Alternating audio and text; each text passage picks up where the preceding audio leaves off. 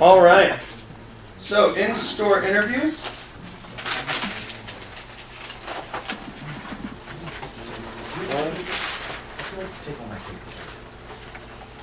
It's probably just buried down here.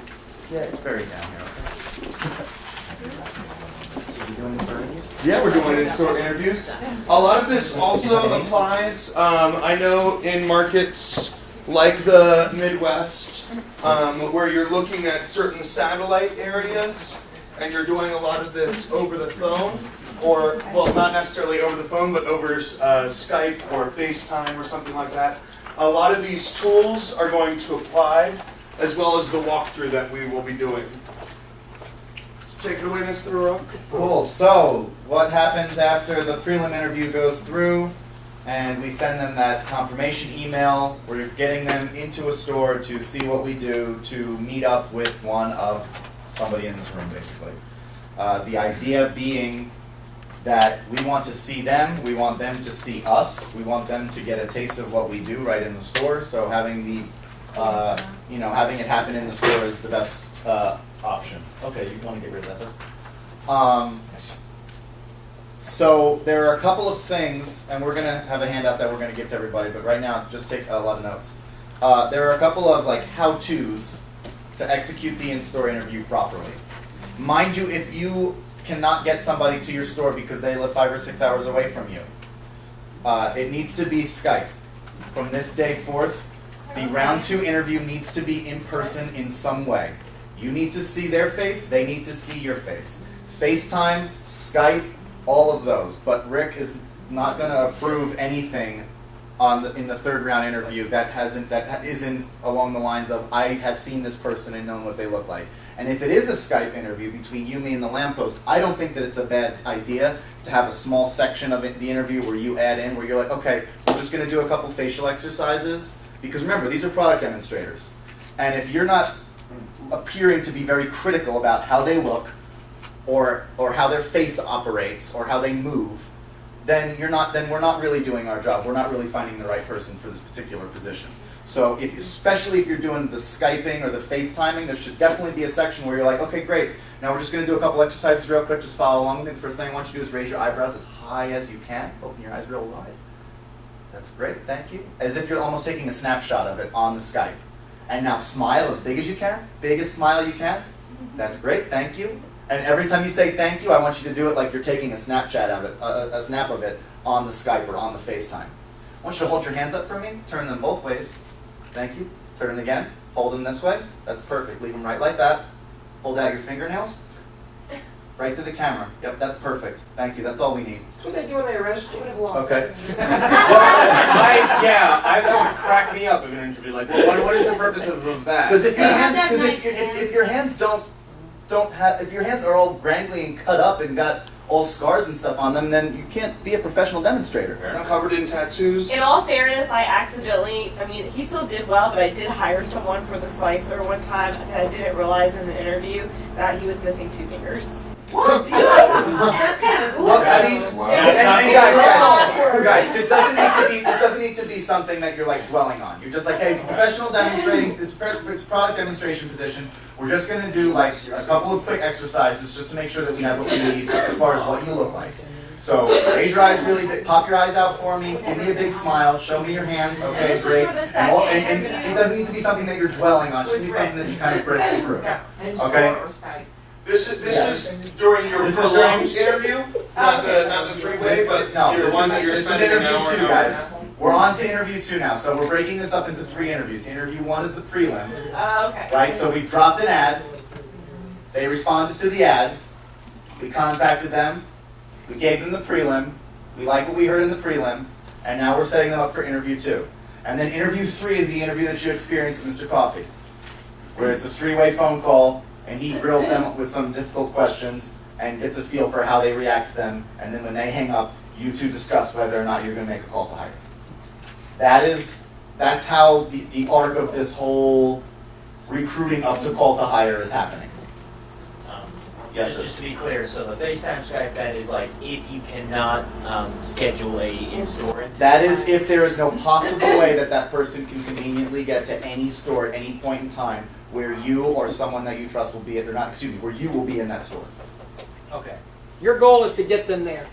The goal is not to do a Skype. We have had people No. drive up to 4 hours for an interview. Yeah. It depends what you want.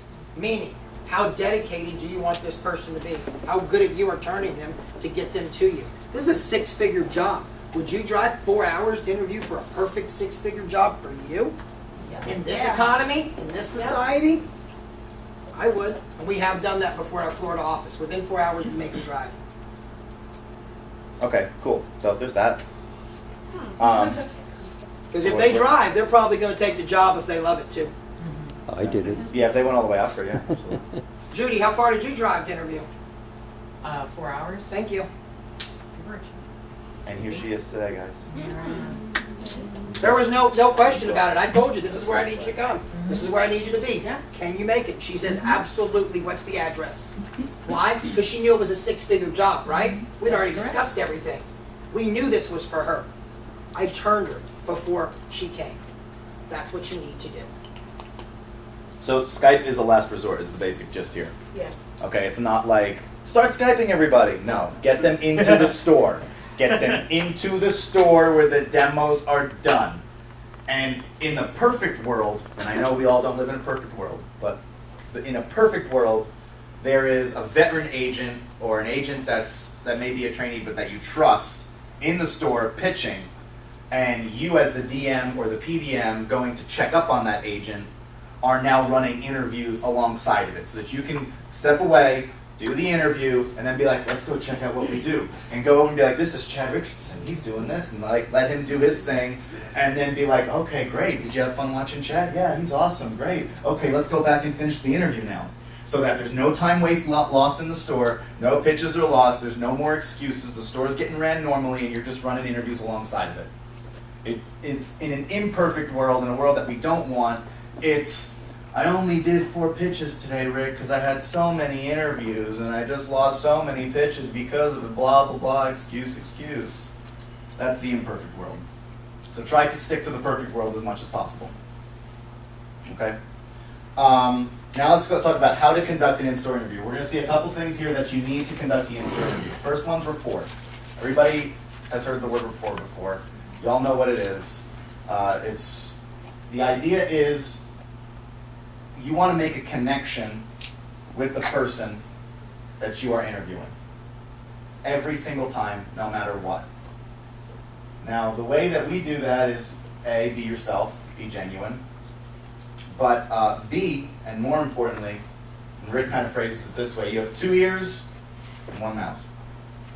So you should be doing twice as much listening as you're doing talking. I encourage you all to go to the coffee shop in your area that is like the place where business happens. Every area has one. It's that coffee shop that's a little more than just a coffee shop. Everybody's got their computers up, and they're all like doing work at like 2 or 3 in the afternoon because they sort of work from home and sort of not, and they're in the office half the time kind of people. I encourage you to go there on one of your days off and just sit and have a cup of coffee and do your own work there and watch the interviews roll through.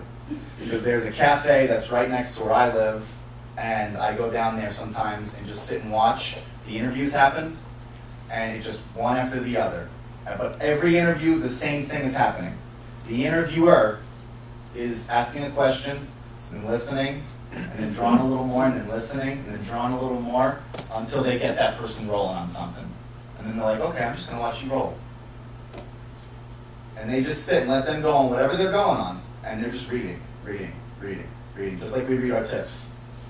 Reading, how does he feel about this? Where does he go here? Where does he go there? And you're just watching their eyes shaking their head like this as they read everything. And that's what we need to start learning to do, because we're naturally, as pitch artists, we're naturally inclined to give them all the information, turn them right away, you know, like, okay, come on up to the counter, all right, I'm going to do my 15-minute show, here, take your shit, get out of here. Like, you know what I mean? Like, that's our style. That's why we do what we do. But with the interviews, we really need to be sure that we're listening more than we're talking, and we are soft selling this pitch. It's not our pitch. It's their pitch to us.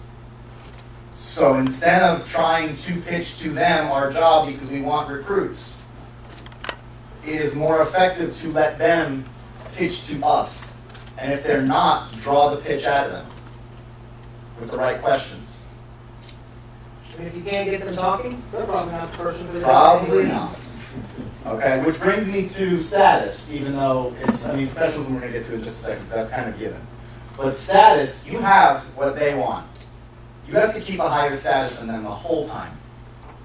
I don't care if this person comes in and goes, hey, you know, I was on Broadway and I worked for Disney and I do sales and I'm perfect at all these things and I could already do a 15-piece turn right now for you if you wanted me to, and I'm ready to sign up right now and I already have the script fully memorized. If that person walks in the door and they're on to you go, that's nice. Okay, we have a lot of applicants. You know, it should always feel, it should never feel like they have the job. It should always feel like, you know what, this is nice, like, this is cool, like, I want you to get the job, I care about you, but we have a lot of positions to fill. And I'm going to try to help you get the job as much as you can, but I don't know that you'll get it. Like, you never actually have it until the call to hire is made. Yeah. And part of this, there is always supposed to be the assumption that they may not be getting the job. So always make sure that you are choosing words such as, should we choose you for this position? I was there. Yeah. I'm right. Beautiful. I'm right on it. Beautiful. I got you. And the exact opposite, my contribution that I've been adding over the course of the last month or so onto three-way calls, and some of you have acknowledged how this is really working, is for every time that you say, should we choose you for this position, there should be, should we not choose you for this position? And believe me, it makes them prove themselves all the more. Yeah, it's good. The Just idea, like dating. Just Yeah, like and dating. Rick, that was so Think of it the same effective way, for real. on our last three-way Ooh, let's interview, hear that. because when I Yeah. finally called that Take lady, it slow. she was just under the assumption that she didn't have it. Yeah. And when I called her, she was just like, wow, I'm so excited that y'all chose me. Because she really felt selected. Yeah. Wait, I'm confused. You say should you not on the interview? yeah, instead of saying, should you be chosen, it's, should you not be selected, it's not because of this, baby, it's because of that, it's okay. It's the takeaway. But what is, can you give me an example of what you would say? I guess. Haven't Should I heard not it choose you for this position? It's really not for lack of quality of the interview right now, or your experience, or what have you. It's really because we are only looking for the best possible candidates right now. We aren't looking to blow up this market too quickly. So should we choose you? It's not because you're not a great person, or not because you don't have a lot to offer. It's because we can really only afford to pick the best right now. Yeah. Complete takeaway. It's just like when you're on the car lot and you're trying to buy a car, they let you know, yeah, someone's writing a deal on that car right now. I don't think I can get that for you. But let me see if they've accepted their deal. If they haven't, do you want me to put your offer in ahead of you? But I think it's already gone. Let's not even talk about it. Should you not get the car? Let's pick another one out. And then you're like, no, I want this car. Like, this is the car I want. Before you know it, you're paying sticker plus. Yeah. That's how I did it. All day long. So, now, bear in mind, there's another side to that. You don't want to, like, not too mean, not too nice. You want to find a happy medium where it's, now we're at professionalism, where it's very professional, but like, so you don't want to come off like the 16-year-old asking somebody out on his first date. You're not going to get hired, or you're not going to get anyone hired. Or you also don't want to come off like an a-hole because you won't hire anybody either, because I don't want to work for this jerk. Or I already got the job, so let me go and see all the other jobs I might possibly get, and then if I don't get those, I'll go back to the job that I know I have. That's what happens when you're too nice. And when you're too mean, they're just like, I don't want to work for a company that's got a jerk like this. So the key to getting this right is very similar to the key to getting it right in the pitch. You know, that professionalism, that sense of, you're in my office, you're in my world, I'm the educator, I'm the teacher, you're the students, you don't want to be in class, get the hell out, but when you're in class, you pay attention to me. Like that vibe that we use when we're doing our demos is the same type of vibe that you want to bring here. From your attire, the way you look, to your language, how you speak. In addition to that, the way you conduct yourself, how you're how you walk through the store, how you ask them if they would like to go see what we do, bringing them to the booth, introducing them to the booth as its own entity. That's like saying, come into my office. Not just, yeah, that's the booth over there in produce. Like, you see what I'm getting at? The way you conduct yourself in the store. How many of us here have been asked for, do you know where this is? Do you know where that is? When you're working. How many of us have been asked that in a store when you're off the clock? Isn't that weird? Isn't that weird? Yes. With your purse and coat, off the clock, in a Target somewhere. Oh, do you work here? No. Why? You're wearing a nice shirt. You must work here. I'm talking about like everybody gets that. But I find it interesting when I get asked when I'm like in a store that we don't even pitch in, when I'm just in a random department store that's similar to Walmart, when I'm like, in a Target or something, and someone's like, oh, do you work here? Yeah. And I'm like, no. And they're like, oh, sorry. It's the energy that we have, it's the energy that we carry through the store. Like, I run this, because I'm in department stores every damn day. Like, BJ's, I get my job done at BJ's. Like, you know what I mean? And that's the type of energy that you need to carry into these round 2 interviews as well. And clipboards help. Clipboards help, for real. Yeah, you get to keep these. Number 1 secret is to look professional. Believe it or not, having a clipboard with your schedule on it looks professional. From the beginning to the end. It's my number 1 secret.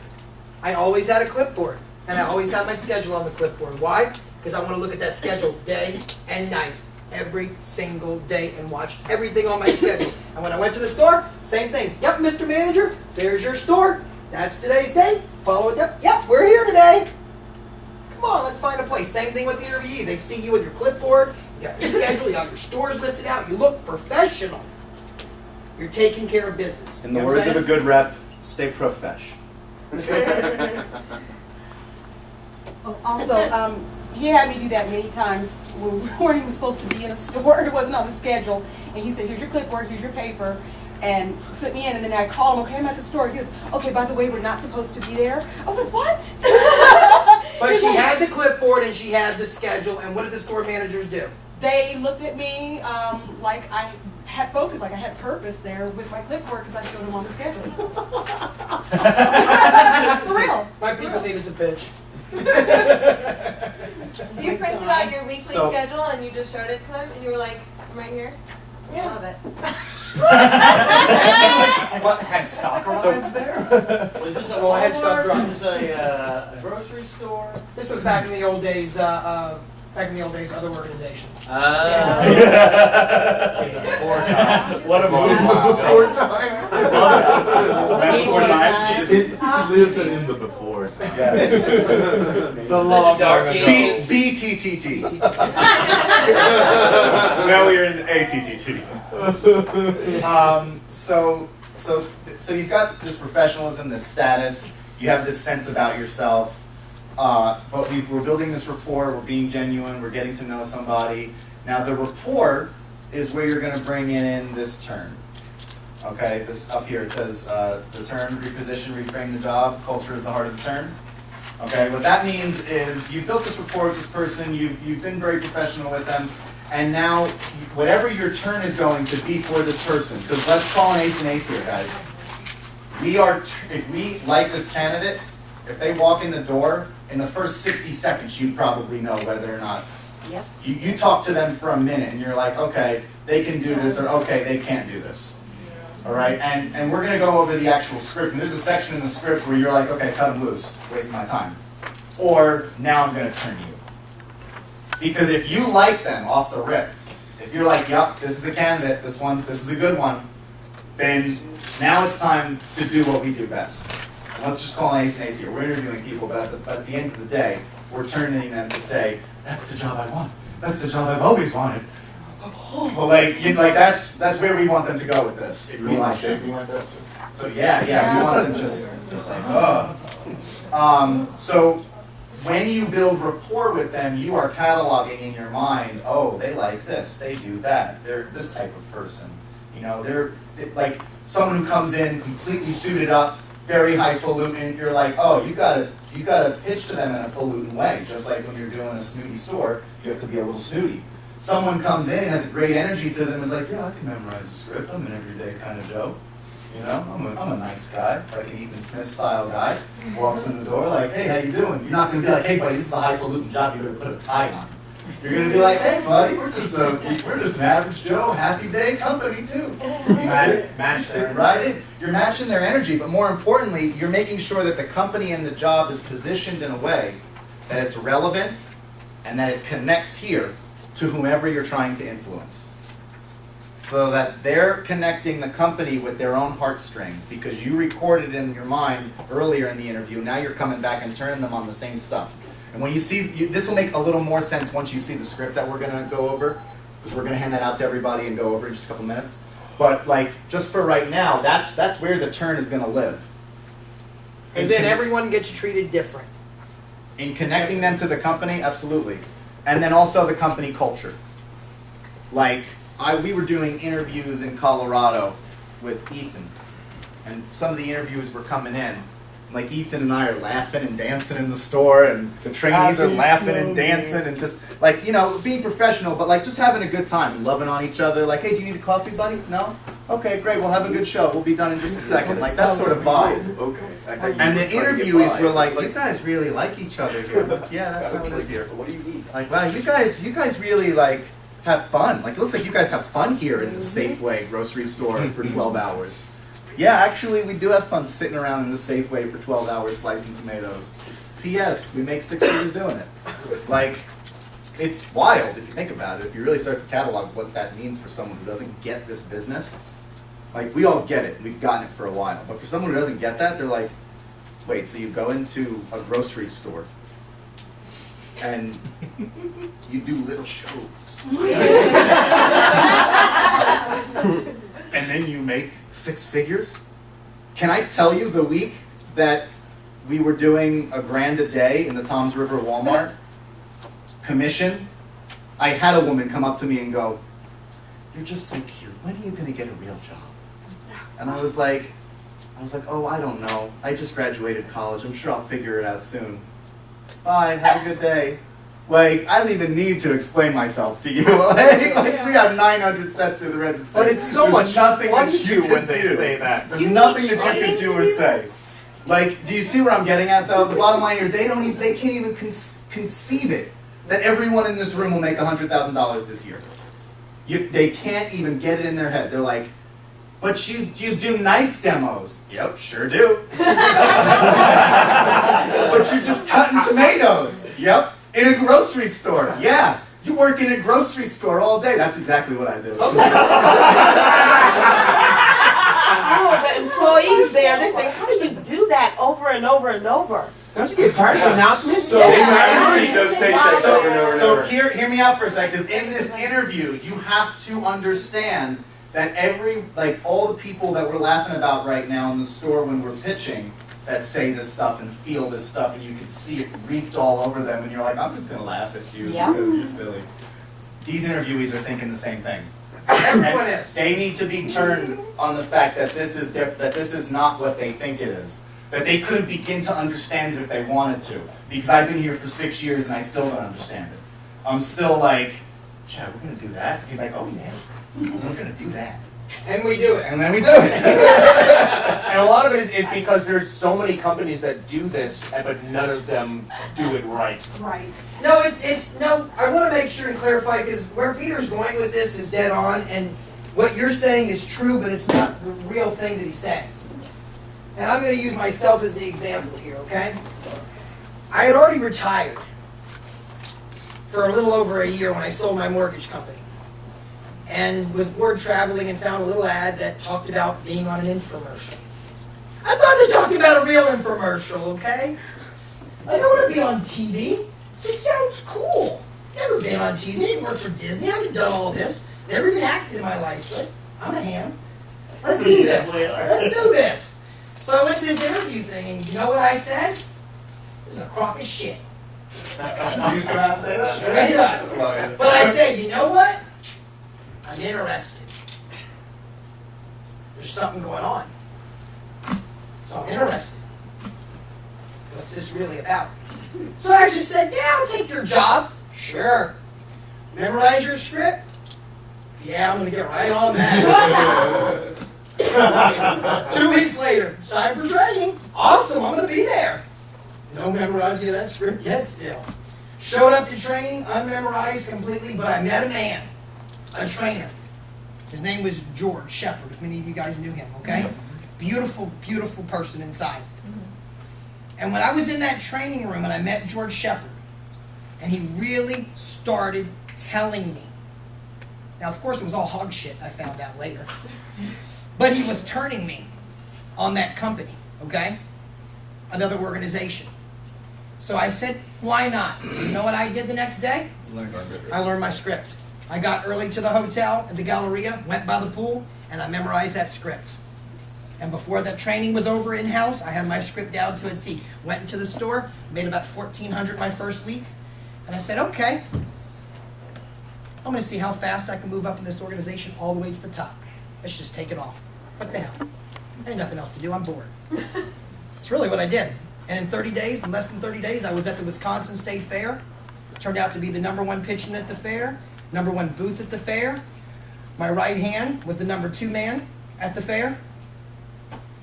And I was promoted instantly to Atlanta, obviously, which is one of the largest markets to work with. A ton of grocery at the time. You know what I'm saying? They just got Kroger. It was prime. 221 Krogers had never been worked. Yeah. And I said, let's do this. Let's come to #1. So yeah, me and Kylie went back and forth every week, right? And that's what we did. That's what we did. And we took it by storm. We made something. I then looked at the organization and said, well, I've kind of got everywhere I want to go. Because I don't want to go above this. Am I right or not? It wasn't All right. right. So I said, guess what? Let me find a whole other company. Yep. And that's what I did. So I tell you this story because had I not wanted to play and explore this business, and I had only gone with what I saw happening, I would have cheated myself out of a little over $4 million this year. It's that serious. It's that serious. What you say, how you say it, will determine everything. How you look, how you feel, how you smell, will determine these things. So take what he's saying. This is not just what Mr. Goodman said. It's everything. It's everything. It's everything. It's a turn. It's a turn. Had I not wanted to turn myself, I wouldn't be standing here. So just think about that. The people you want are out there, but they're going to be the most skeptical ones. Because they've been screwed, they've been swindled, and they've been hustled by everybody under the sun out there. You were the same way too, probably at one point. Maybe even about your position with me. Am I right, Mrs. Hayden? What you talking At about? the beginning? You didn't know? No one knew. No, I walked in the store and he was there and I was like, That's the whole conversation right there. That one little. So I tell you this because it's that serious. You do have what they want, but it's about how you do it. It really, really is. It's about how you do it. So don't even take this as just a little bump. No, this is huge. This is huge what this man is saying. It's of utmost importance. It really, really is. Because one word will turn somebody off the wrong way. Too much excitement will turn them off the wrong way. Doing the turn too early, you know what I'm saying? Not building the rapport the right way, you know? Showing up and you're wearing some old sneakers that look like they've been through, you know, Goodwill and back into the Salvation Army, and then they were sold again at the discount store. Y'all know what I'm talking about. Y'all got a pair of those and you wore them in the store before. Don't tell me you haven't. It's okay. It's all good. You know what I mean? Just remember, people look at everything. Make sense? You want to go catch a shark? Yeah. You guys know the drill. It's the same deal. People look at it all. Just remember that. Remember that. You're asking to look at their nails? You better look at your own first. yeah. You're looking at their hair? You better look at your own first. You're smelling them? You better smell yourself first. For real. These are all very important things. Just ask me. It's what I live my life by, and it has very, very much helped me to have people take me seriously on a daily basis. Because the first human instinct is to scan someone up and down and boom, whether you like it or not, you're making decisions about what you think about that person instantly every single day, every single minute. People are doing that with you also. Just remember that. So manicures? I get them every week, it's up to you. They do so good. Get your toes done at the same time. So yes, Clear coat. exactly. It is all, the second they walk in the door, you probably have an idea of whether or not you like them, and from that point forth, it's all a turn. It's all a turn. But you have to build the rapport, you have to get to know them, you have to have them talking, you have to let them pitch to you. Think of it that way. Because that's it. That's one easy phrase where you could be like, even if I'm getting some things wrong, as long as I'm getting that right, I'm walking down the right road in the right direction. Make the interviewee pitch to you. Do not pitch to them so much, because there's already a pitch built into the walkthrough interview. You have to explain the company to them. You have to explain to them what their scheduling's like, how they're going to get paid, all that stuff, and it all comes later on in this particular script. And that stuff just needs to be gone over. You can't just say blindly, you know nothing about the job, but Rick likes you, you're hired. Like this interview too has to happen where they understand exactly what they're getting themselves into. Otherwise, training will be a disaster. It will be an absolute disaster. And the last thing you want is two trainees in the room and one of them's a disaster and one of them's not. Because then they're both disasters. Because it's just poison. So it is so important that you do this the right way, and that you let them, bless you, and that you let them pitch to you, and that you build rapport with them, and that you make them feel like they are being judged and scrutinized, because at some point in this conversation, in this script here, you are going to start pitching to them, whether you like it or not, whether they like it or not. It's just the nature of the beast. They got to understand what the hell they're doing. And they got to understand why they're doing it. And they got to understand what's at stake, financially, schedule-wise, work ethic-wise, because we work hard. We work really hard. You see it in the, I don't follow PowerPoints like Rick does. I don't do it as well as Rick does, is what I'm saying. But, they need to understand that that's happening. You're going to be in the store. You're going to do 8 shows every 6 hours. 16 shows if you're in the store for 12 hours. You can make a lot of money doing it. No one's going to think you would make that much money cutting a tomato, but you're going to. See what I'm getting at, though? Like, that your pitch is going to happen, so you need to let them pitch as much as they possibly can beforehand, so that they don't feel like it was just a one-sided conversation where you tried to dump a job on them. Because then, regardless of what your status is, or what your professionalism is, or how you come off, it's still going to feel to them like you were trying to push a job on them, and they're not going to take it. Because it's just like dating, in the sense where you go, hypothetically speaking, you go to a bar and you say, I'm going to buy that girl a drink. Then you buy her a drink and she gets the drink and she looks over and you go, okay, now's my chance to go over and talk to her and start flirting with her. And hey, do you like the drink that I bought you? Hey, how's that? And they're like, get the heck away from me. But how many times I've been like, hey, bartender, can you just buy that girl a drink? And then turn my back and continue to talk to my friends. And that girl's like, who the heck is that guy? Buys me a drink and he's not even looking at me. Yeah, that's right. So I don't give a damn. You deserve a drink because you're pretty. That's it. That's all that is. by the end of the night, they're like, are you going to talk to me or not? And I'm like, maybe. I don't know. I'm going to talk to my friends right now. But you bought me a drink. I'm like, yeah, I know. I bought him a drink too. He's pretty. We had a pillow fight this morning.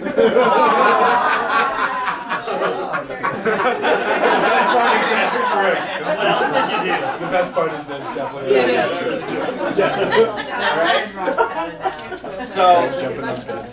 So let's get to this part here, because turning is good, but the good, the bad, and the ugly is really what this is.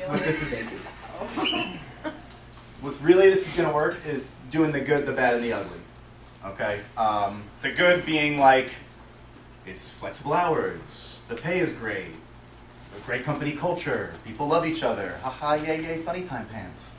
But then you got to get to the bad, which is like, hey, actors, this is like summer stock. You're moving your stock around. Can you pick up a box? Like, I've done an interview where I've been like, pick that box up. Now walk around with it. Are you cool with that? Like, do you dig that? Because you're going to do it a lot. Especially if you sell it, you're going to carry a lot of boxes around this store. Like onions. Are you okay with the smell of onions? 'Cause it's gonna be on your fingers and you ain't gonna get it off. Okay? Like, you have to go over the bed. Last night when Pierre and I were walking through the casino, this gentleman caught my attention and he said, "Hey, are you guys coming back to Vegas in the next year?" I was like, yeah. And he's like, "Why don't we set you up with some free nights?" And he walked me over to this little thing, and I got this little pamphlet where I can get my free night, my 4 days, 3 nights for free. And I walked away with the little pamphlet, and the first thing I said to Peter when we got on the escalator, do you remember what it was?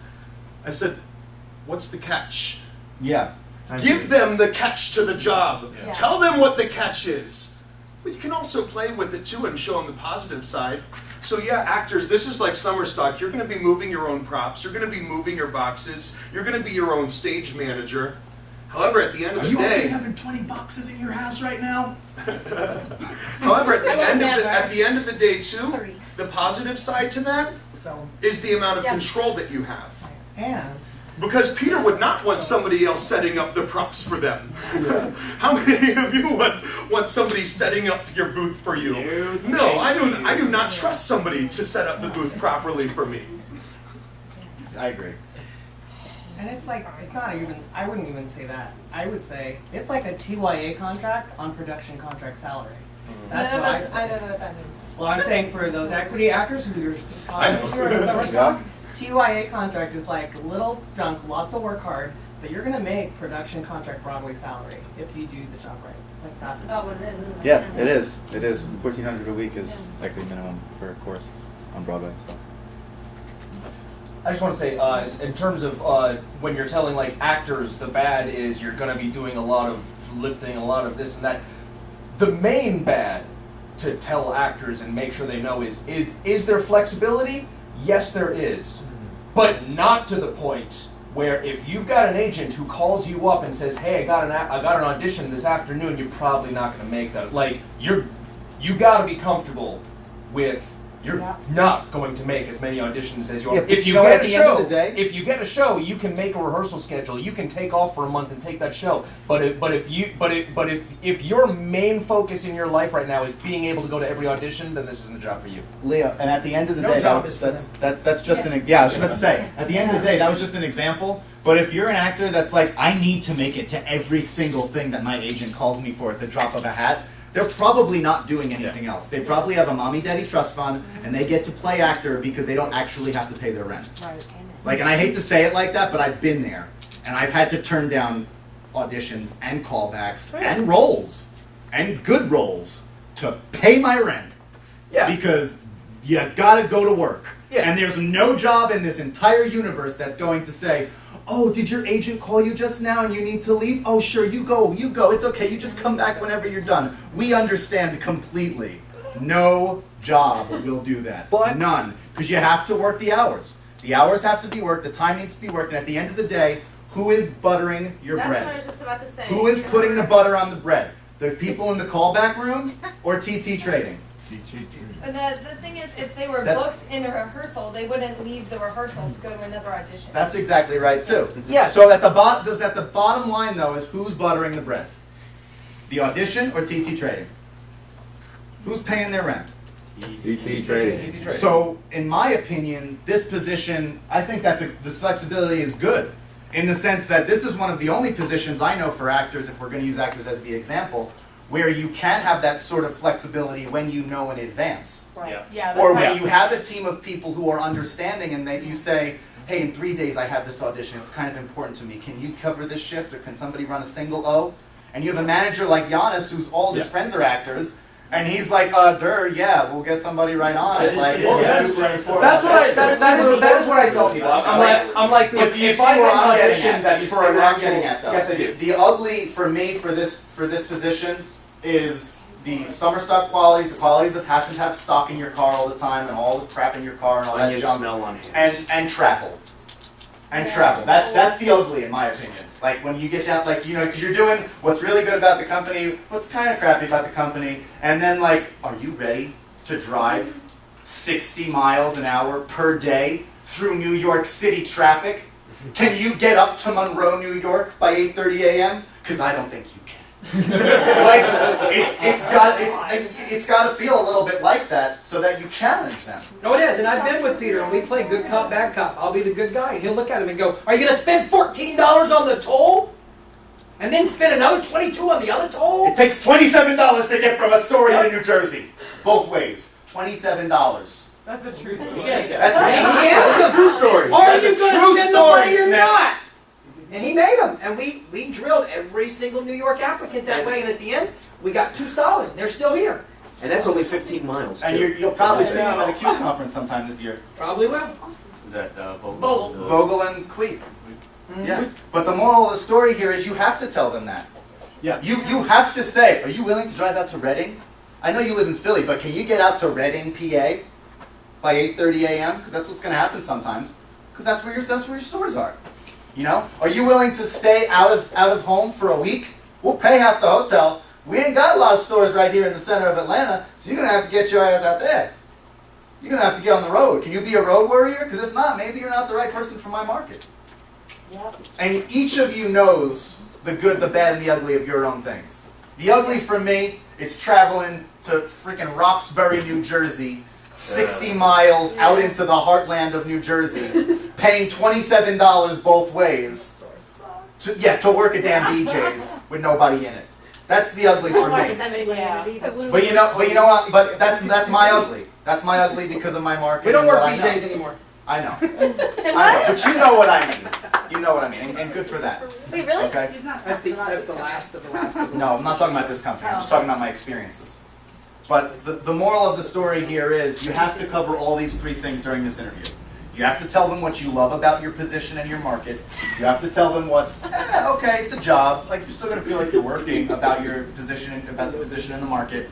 And then you have to cover the nitty-gritty of the market. Are you willing to drop $27 in tolls and drive 60 miles both way in bumper-to-bumper traffic over the damn GW bridge to possibly do only $100 that day? Is that okay with you?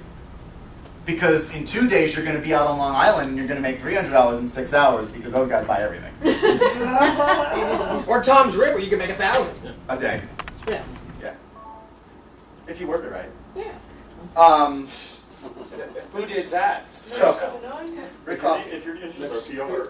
So, ask the right questions, get the right answers. And what this means here is demanding specificity in their answers. This covers what I was touching on when I said you're building rapport with them. You want them to pitch to you. You want to draw things out of them if they're not giving it to you. Don't give them yes or no questions. Always give them open-ended. Don't answer their questions for them. Meaning, don't be like, you have a car with a valid driver's license, right? Yeah. It's like, so do you drive? Like yes or no? Like, where do you stand on this? You know, it's not, you can't be like, oh, you know, memorizing a script is going to be really easy for you, right? Have you ever had to memorize a script before? Oh, tell me about that experience. Do you feel comfortable memorizing things? It's got to have a little more of an open-endedness that gets them talking, that gets them reacting to you. And then once you got them on a roll, let them go. Let them go, let them talk, get them shouting at you a lot. Get all the information you can. Oh, you did, what show did you do at Summerstock? Oh, you did Seussical the Musical. Cool. What role did you play? Great, what was your favorite role you've ever played? Oh, cool. Yeah, great, tell me about that. What was that experience like? Oh, it was over at that theater? How did you like that theater? Great, boom, boom. Keep talking to me, keep talking to me. Keep rolling, rolling, rolling, rolling. Talk to me, pitch to me. Why should we hire you? You know, like that comes towards the end of this interview. But like, those harder questions, they need to be pitching to you then too. See where I'm getting at with this? The more they pitch to you, the more they feel like they're, oh man, like, did I do good? Did I do bad? You know, you never want to end the interview with you asking if you did good or bad. You want them, bless you, to leave the interview saying, did I do good or bad? Where do I stand? You know where you stand. You stand on oil. Okay. So with that being said, I'd like to do a little bit of role playing in terms of the specificity, in terms of this specific section right here. Okay. So Peter is my interviewee, and I'm the interviewer. Yeah. Where were you working your last job? Just this company. Yeah, what company? They They did similar stuff. What's the company name? US Jesco. US Jesco. Yeah. All right. What were you doing for them? The same stuff. The same stuff. Yeah. What was the position title there? Representative. Okay, so you were a representative with US Jesco International. Yeah. Great. How'd you like that job? It was fine. Yeah. It was paid the bills. Just pay the bills. Is that all you pretty much liked about it? Yeah. Yeah. Gotta pay the landlord, keep mom happy. Okay. So I'm assuming there's a lot that you didn't like then. No. You didn't. There was nothing that you didn't Oh like about no, the there was job? a lot I didn't like. Yeah, I guess you're right. All right. Yeah. What did you not like about it? Well, I don't know. They weren't very organized sometimes, and I just felt like I was. How would you say they were disorganized? You know, as opposed to every day. Just like the CEO couldn't make decisions on things, so we would always end up in situations where we didn't have the resources. What was we like the needed biggest to get the decision job that he done. couldn't pull for you? There was one thing where we had this product that. Do you hear me was supposed to zeroing be in a- here? Yeah. Do you hear me zeroing in? You know what I'm also doing all the while that he's giving me these answers? I'm backlogging them and saving them for my turn. Yep. Okay, he didn't like the CEO. CEO couldn't make decisions. All right, he only liked the job because it paid the bills easy peasy with this job. Got that turn point now, solid, and then I can go ahead and brag about our CEO and everything our CEO's done for me. And How organized we are. and I'm saving it for my turn. But at the same time, I'm zeroing in to get real answers from him and real commitment from him.